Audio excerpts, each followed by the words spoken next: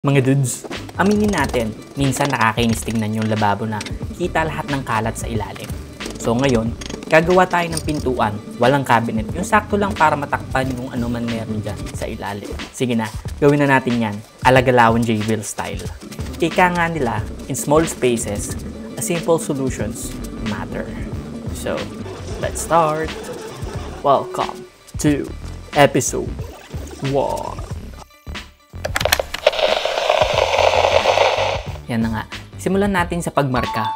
Siyempre, ang kasunod nun ay pagputol. Gumamit tayo ng circular saw para mapadali ang trabaho.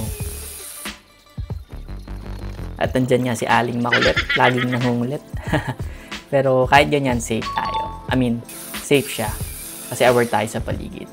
Hindi pwedeng mawala ang plano na sunsundan. Kasi nandyan nakalagay ang mga sukat ating pag-i-installan.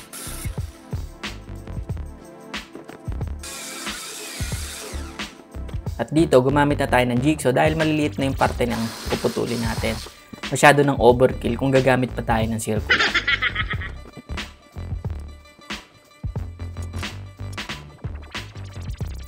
Sa pagdikit, nilagyan ko ng stick weld para naman sure ako na talagang kapit na kapit pagkatapos natin tirnilyuan.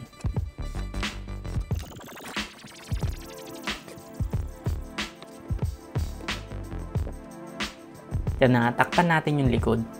Siyempre, sa pagtakip ng likod, kailangan din natin lagyan ng stick weld.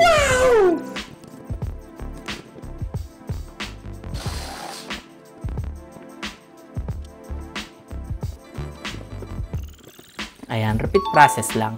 Bali, tatlo kasi itong gagawin natin. Isang double door at dalawang single door. Yung isang door ay para lang lagay ng abubot. And then yung pangalawang door, doon nakalagay yung tangke ng gasolina. And yung pangatlong door, yung double, is lagayan ng mga kaldero, kawali, at iba pang gamit pang luto.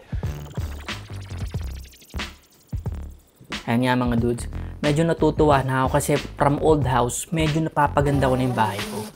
At ito yung pangarap ko na magawa ko nung bata ako. Kahit na hindi ako karpintero or kahit wala akong experience dito. Pinag-inbisan ko, bumili ako ng power tool. Sabi ko, manonood ako sa YouTube at nag-aral ako sa University of YouTube. And kahit na ganun, iba pa rin talaga kapag experiencado ka at may skills ka para dito. Which is, eto yung ginigain ko now. So, sa mga susunod na projects, medyo natututo na tayo. From zero to hero nga. Ika nga nung iba.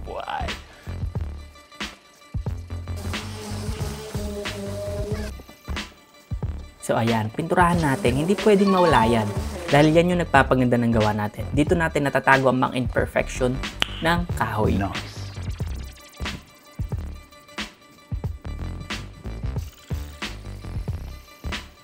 Puro puti nga pala yung furniture ko kung napapansin nyo sa mga huli kong vlog. Ganun talaga yung napili kong kulay. Until now. Sa iba ko pang gamit. Pero syempre, kailangan minimalist. Meron din tayong pang kontra sa mga yan. Pero hindi yung mga furniture, kundi yung ibang gamit ko. Makikita nyo rin yan mga dudes kapag binlog ko na yung before and after ng bahay na to. Kung papansin nyo, hindi ko pinunturahan yung ibang parte. Natural lang yan kasi hindi naman siya kita kapag na-install ko na doon sa sink, sa ilalim.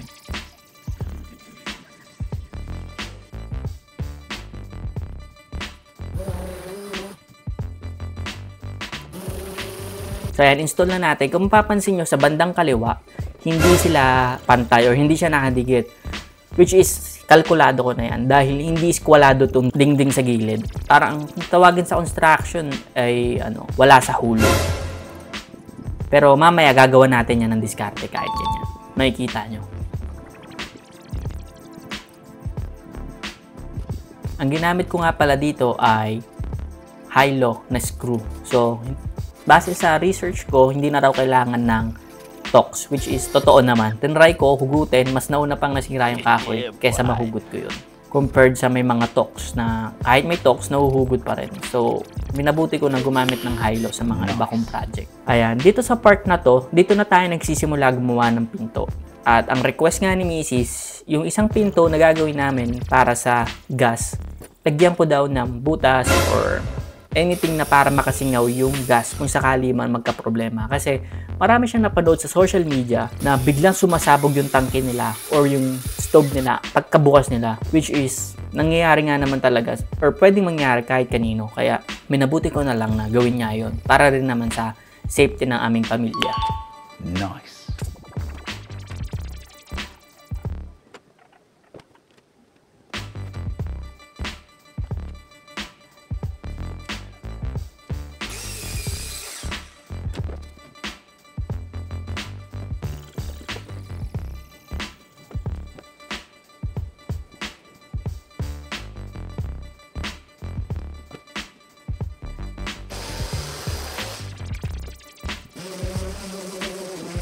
Ayan, syempre kailangan natin kinisin para maganda ang kalabasan.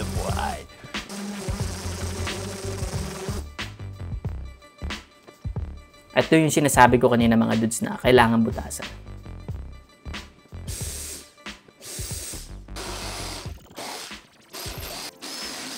So, hanggang dito na lang mga dudes. See you on next episodes. Thanks for watching. Peace out!